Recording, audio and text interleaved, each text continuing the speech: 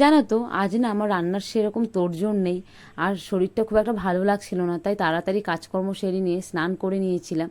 আর এদিকে আমার পার্সেল এসছে, অনেক দিন থেকে পার্সেলটার অপেক্ষায় ছিলাম। অন্য কোনো সময় তোমাদের এই পার্সেলটা দেখাবো। আর আমার পার্সেল এসছে দেখে আমার মেয়েরও এখন লাগবে আমার জামা, তো ওকে একটা জামা পরিয়ে দিয়েছিলাম। আর গতকাল আমার বরে যে সিএমই ছিল, তো সেখান থেকেও প্রচুর খাবার দাবার নিয়ে এসেছিলো, তো সেই কারণে আমি আজকে আর রান্না করবো না, মেয়ের জন্য একটু ভাত করব তাহলেই হবে।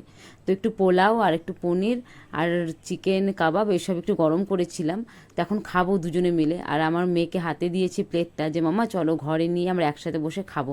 তো আমার সাথে সাথে নিয়ে চলে এসছে। সেই খাবারগুলো আমি আর আমার মেয়ে বসে বসে খাচ্ছিলাম। আর খাওয়া হয়ে গেছে, তো এরপরে ভাবলাম কি একটু ড্রেসিং টেবিল, তারপরে আমার বেডরুমের টিভিটা, সেগুলো একটু পরিষ্কার করি। কারণ আমার যে ছানা রয়েছে সে দুদিন পর পরই আমার এই ড্রেসিং টেবিলের নিজের ছোট্ট ছোট্ট হাত দিয়ে ছাপ দেয়, তারপরে নোংরা করে দেয়, তো সেগুলো আমি একটু পরিষ্কার করলাম।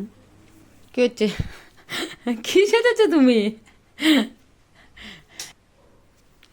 ঠিক করে পড়ো, ঠিক করে পড়ো চশমাটা। কার চশমা পড়েছো?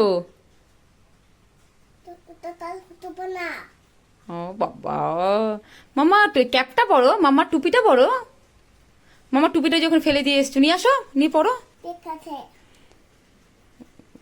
বাহ, সুন্দর, দারুণ লাগছে তোমাকে, দারুণ। তুমি কি সেজেছো? কি সেজেছো তুমি বলো?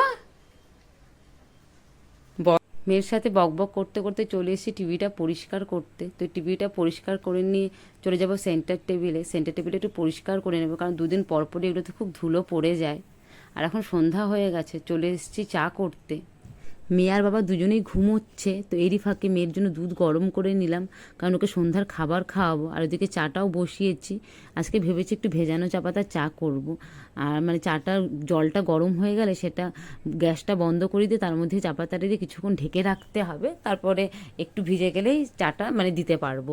আর এদিকে আমি একটু ফিশের আইটেম খাচ্ছিলাম, মানে এত খাবার নিয়ে এসেছিলো, তো আমি সেটা আমিই খেয়েছি, আমার বড়মশাই খাইনি। আর ওকে দিলাম হচ্ছে চা। তারপরে এই খাবারটা খেয়ে যাবো আমরা একটু বাইরে। বাইরে যাব বলতে আমরা যাবো আজকে মাছ কিনতে। মাঝে মধ্যে আমার বড়মশাই নিজেই মাছ কিনে নিয়ে চলে আসে, তো আজকে আমাকে বললো তুমি চলো। তো আমরা মহিশিলার থেকে যাচ্ছি কোর্টের দিকে মাছ কিনতে, কিন্তু দুঃখের বিষয় আজকে মাছের দোকানই খুলেনি, মানে গাড়িতে করে গেছি আর গাড়িতে করে বাড়িতে চলে এসেছি, কোনো কিছু মানে নামতেও হয়নি, দোকানটা আজকে বন্ধ ছিল।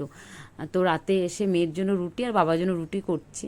আমি খাবো বিরিয়ানি, মানে ওই যে খাবারগুলো যে নিয়ে এসেছিলো সেখানে বিরিয়ানিও ছিল, তো রাতে আমি বিরিয়ানি খাবো আর মা মানে মেয়ে আর বাবা খাবে হচ্ছে রুটি। তো ওটাই ভাবছি যে আগে কখনো রুটি করিনি, মানে বিয়ের আগের কথা বলছি। আমার যে বোন সেই রুটি লুচি এসব করতো, কিন্তু এখন সব কিছুই শিখে গেছি করতে করতে। মানুষ মানুষ চাইলে কি না পারে।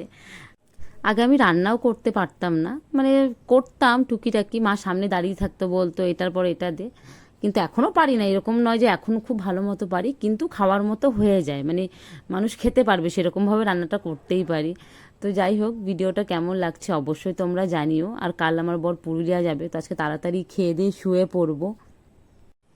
আর কালকে উল্টো রথ, তো আমার বড়মশাই তো থাকবে না, ও পুরুলিয়া যাবে, তো মেয়েকে নিয়ে আমিই যাবো একা একা।